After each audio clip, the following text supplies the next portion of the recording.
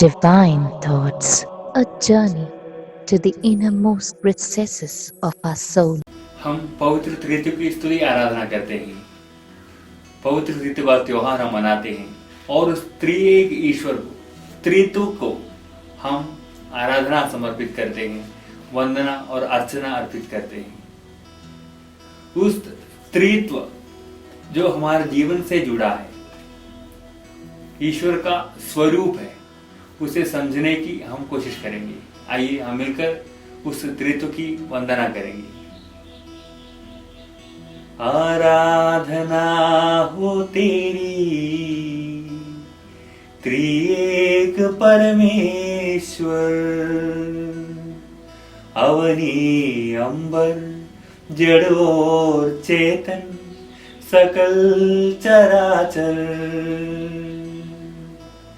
मिलके करते तेरी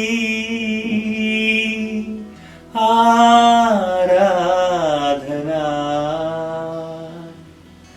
आराधना,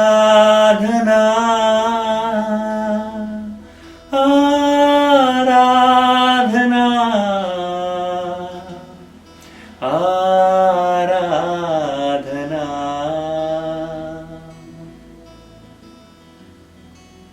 हे परमपिता, हे पुत्र यीशु मसीह, हे पवित्र आत्मा, हम तेरी स्तुति और आराधना करते हैं। तुझे तहे दिल से धन्यवाद देते हैं। एक तत्व और तीन व्यक्तियों के द्वारा तू हमारे जीवन में कार्य जो करता है, हम उसे स्वीकार करने की कोशिश करते हैं। हम तेरे त्रित्व को अपने जीवन से जो जुड़ा है उसे समझने की कोशिश करते हैं, उसके लिए कामना करते हैं, उसके लिए वरदान दीजिए। त्रित्व जो हमारे जीवन से जुड़ा है उसे परखने और उसके अनुसार जीवन बिताने की शक्ति प्रत्येक व्यक्ति को प्रदान कीजिए। ऐसी प्रार्थना के साथ हम हमारे मानचंद्र का विषय, पवित्र त्रित्व का आधार, पवित्र त्रित्व की संगति, हमारे विश्वास में जो जुड़ा है, हमारे विश्वास को आधार है, उसे समझने की कोशिश करते हैं। हमारा ईश्वर त्रित्व है, पिता है, पुत्र और पवित्र आत्मा है। ये एक तत्व है और इनके काम और स्वभाव के अनुसार ये तीन पुरुष है, तीन व्यक्ति है। ये हमारे विश्वास के आधार है। त्रित्व, ट्रिनिटी, लैटिन के ट्रिनिटास शब्द से उत्पन्न हुआ है और इसका मतलब हुआ तीन व्यक्तियों का एक समूह, तीन व्यक्तियों का समूह। और तरतुल्य ने इसे बताया कि उनके एक तत्व है, one substance but three persons. तीन व्यक्ति है तो वे अलग है, लेकिन एक सब्सटेंस, उनके तत्व एक है। लोग कई बार ये समझते हैं कि ये परिभाषित करने का विषय है, ये धर्म की परिभाषा देने वाले इसकी ओर देखेंगे, वे इसके बारे में मनचिंतन करेंगे। लेकिन इससे बढ़कर त्रित्व हमारे जीवन से जुड़ा है, क्योंकि यह हमारे धर्म ग्रंथ में हमें बताया गया है। ईश्वर ने हमसे बताया धर्म ग्रंथ के द्वारा कि मेरा स्वरूप त्रित्व है। हम तीन व्यक्ति हैं पर एक तत्व है। बाइबल में प्रतिपादित होने के कारण हम इसकी विवेचना करनी भी चाहिए। तो लोग सदियों से त्रित्व की परिभाषा देने की कोशिश किया। नाइसियन काउंसिल ने 325 में होमोउसियस पैट्री, मतलब एक तत्व वाले, एक ही तत्व के पिता और उससे उत्पन्न तीन लोग, ऐसा प्रतिपादित किया। फिर लोगों के मन में यह चिंता उत्पन्न हुई, पिता परमेश्वर जैसे तीन लोग, अक्सर गलत। फिर बाद में चलकर लोग इसकी परिभाषा करने लगे और ऐसा हुआ कि तत्व के कारण वन सब्सटेंस है ना, तत्व के कारण वे एक हैं, लेकिन इन तीन व्यक्तियों के अलग अलग काम हैं। इन कामों के कारण वे तीन व्यक्ति हैं, लेकिन एक तत्व। फिर बाद में 10वीं शताब्दी में फिलियोक्वे मतलब तीन व्यक्तियों का प्रेम का एक समूह, क्योंकि प्रभु यीशु ने हमसे बताया कि जैसे मैं जाऊंगा तो पवित्र आत्मा को तुम्हें भेजूंगा। तो पवित्र आत्मा तीन व्यक्तियों के समूह, तीनों के अंदर प्रेम एक विषय है और प्रेम से उत्पन्न तीन व्यक्तियों का समूह। इससे चलकर फिर बहुत सारी अवधारणाएं हुई, लेकिन बाद में चलकर हमें इस बात को अवधारित किया गया कि तत्व एक, लेकिन उनके कामों के अनुसार, उनके स्वभाव के अनुसार वे तीन व्यक्ति हैं। संत जॉन पॉल द्वितीय ने हमसे यह बताया कि तीनों व्यक्तियों के अलग अलग स्वभाव हमारे जीवन से जुड़ा है, क्योंकि जॉन पॉल द्वितीय कहते हैं कि हम बॉडी और सोल, हमारे आत्मा और शरीर है। शरीर और आत्मा को एक दूसरे से अलग नहीं कर सकता ना। आत्मा शरीर में बसता है और शरीर के प्रत्येक कार्य आत्मा को निर्धारित करता है, आत्मा को प्रतीत करता है, इन्फ्लुएंस करता है। तो फिर जैसे ईश्वर का भी वही स्वरूप है, आत्मा और शरीर के काम अलग अलग। हम बाइबल नहीं पढ़ते हैं, जो शरीर के बारे में सोचता वो आत्मा के बारे में नहीं सोच पाता, और जो आत्मा के बारे में सोचता है वो अपने शरीर की वासनाओं का दमन करने की कोशिश करता है। तो शरीर और आत्मा के कार्य दोनों अलग अलग है। इसी प्रकार त्रित्व का भी काम अलग अलग है। भले ही शरीर और आत्मा एक ही व्यक्ति में होता है, लेकिन इसी प्रकार संत जॉन पॉल द्वितीय हमसे कहते हैं, एक व्यक्ति के अंदर जैसे आत्मा और शरीर है, वैसे एक व्यक्ति जो त्रिएक ईश्वर है और आत्मा और शरीर जो मनुष्य के एक व्यक्ति के अंदर ही समाहित है।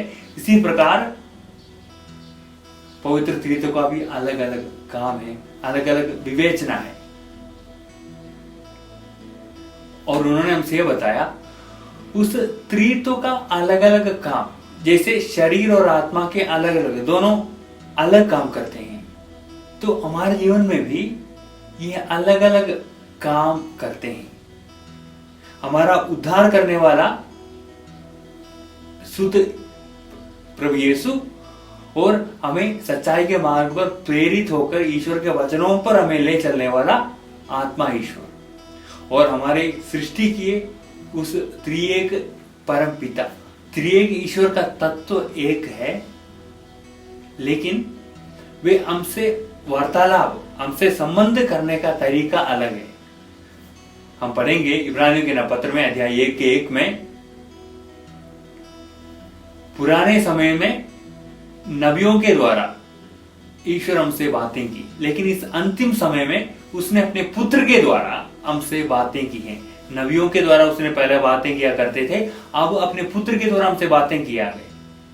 तो हमारा रिलेशन बनाए, हमारा संबंध बनाने वाला तीन व्यक्तियों के द्वारा होता है। इसी प्रकार प्रिय भाइयों बहनों, हमारे भी जीवन में हमारा संबंध त्रिएक ईश्वर की तरह एक तत्व है, लेकिन संबंध तीन जनों के द्वारा होता है। इसे प्रार्थना करनी चाहिए कि हमारा आपसी संबंध, एक दूसरे के प्रति हम जो संबंध रखते हैं, उसमें पवित्र त्रित्व की संगति आ जाए, ताकि हम एक तत्व के हैं, हम एकजुट हैं, एक साथ हैं। फिर हमारे काम, हमारा वार्तालाप, हमारे आचरण एक दूसरे के साथ पिता पुत्र पवित्र आत्मा जैसे सब कुछ एक दूसरा जानता है, बिल्कुल पवित्र, बिल्कुल प्रेम से मुदित, ऐसी होना चाहिए। संत जॉन पॉल द्वितीय हमको यही बात सिखाते हैं। फिर जॉन पॉल द्वितीय हमसे कहते हैं, जैसे पिता पुत्र और पवित्र आत्मा के तत्व एक है, लेकिन उनके काम करने के तरीका और उनके स्वभाव अलग अलग है और तीन व्यक्ति है। इसी तरह हमारे भी जीवन में एक तत्व, हमारे पारिवारिक जीवन में विशेषकर एक तत्व होना चाहिए। हमारा वैवाहिक जीवन, हमारा पारिवारिक जीवन त्रित्व जैसे एक है, लेकिन माता पिता और बच्चों का अलग अलग काम है। इस अलग अलग काम को बड़े प्रेम से, नैतिकता से, आपसी तालमेल में पवित्र त्रित्व जैसे जुड़ जाना चाहिए, क्योंकि वैवाहिक जीवन के द्वारा परिवार की जो स्थापना हुई है, उस परिवार एकजुट होना चाहिए, कभी अलग नहीं हो। उनके काम अलग अलग है। कोई भी ये नहीं कह सकता मैं तुमसे ज्यादा काम करता हूं, मैं वो करता हूं, तुम वो नहीं करती हो, तुम ये नहीं करते हो। इस तरह की बातें नहीं होनी चाहिए। इसलिए मैंने कहा पवित्र त्रित्व का हमारा सामाजिक जीवन से, हमारा वैयक्तिक जीवन से बहुत अटूट संबंध है। इसलिए हमें प्रार्थना भी करनी चाहिए कि ईश्वर तेरा स्वरूप मुझे मिल जाए, मेरे आत्मा, मेरे शरीर, मैं जो व्यक्ति हूं वो त्रित्व के समान बन जाए। इसलिए मैंने कहा हमारे दैनिक जीवन से बहुत संबंध, गहरा संबंध रखता है। यदि मैं आत्मा की बातें सोचता रहूंगा और शरीर की अवहेलना करूंगा तो गलत है। यदि मैं शरीर की बातों पर ज्यादा ध्यान, आत्मा के बारे में बिल्कुल नहीं सोचता, और वो व्यक्ति अक्सर टूट बिखेर जाता है।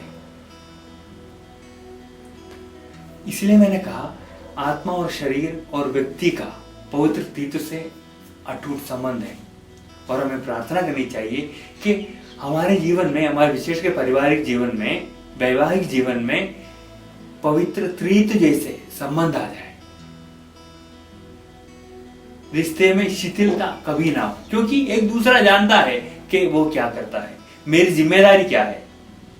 भले ही वे तीनों, भले ही लोग अलग अलग हो। इसी तरह ये भाई बहनों, हम विशेष कर पवित्र त्रित्व का त्योहार मनाते हैं तो हम प्रभु ईश्वर से प्रार्थना, क्योंकि ईश्वर का स्वरूप ही हमारे जीवन में उतरा है। हम आत्मा और शरीर दोनों हमारे साथ है। उस पिता परमेश्वर जैसे ही, क्योंकि वे तीन हैं, वैसे ही हमें भी बनाया है। हम एक व्यक्ति हैं, लेकिन हमारे आत्मा और हमारे शरीर अलग है। तो पिता परमेश्वर का इस महान प्रेम, इस स्वरूप, एक तत्व वाला जो पिता ने बनाया, लेकिन अलग अलग स्वभाव के हैं, हम इसकी अवधारणा करने की कोशिश करते हैं, और इस अवधारणा को, त्रित्व के इस महान रहस्य को समझने की कोशिश करते हैं। जैसे हम कलीसिया में पवित्र त्रित्व का त्योहार मनाते हैं, तो इस धारणा को अपनाने की कोशिश करते हैं। वो कहते हैं ना, यूनिटी इन डाइवर्सिटी। ये हमें चाहिए। अलग अलग स्वभाव के, अलग अलग भाषा बोलने वाले, अलग अलग संस्कृति के, लेकिन हम एक हैं। हम एक हैं, हम एक दूसरे से जुड़े हैं।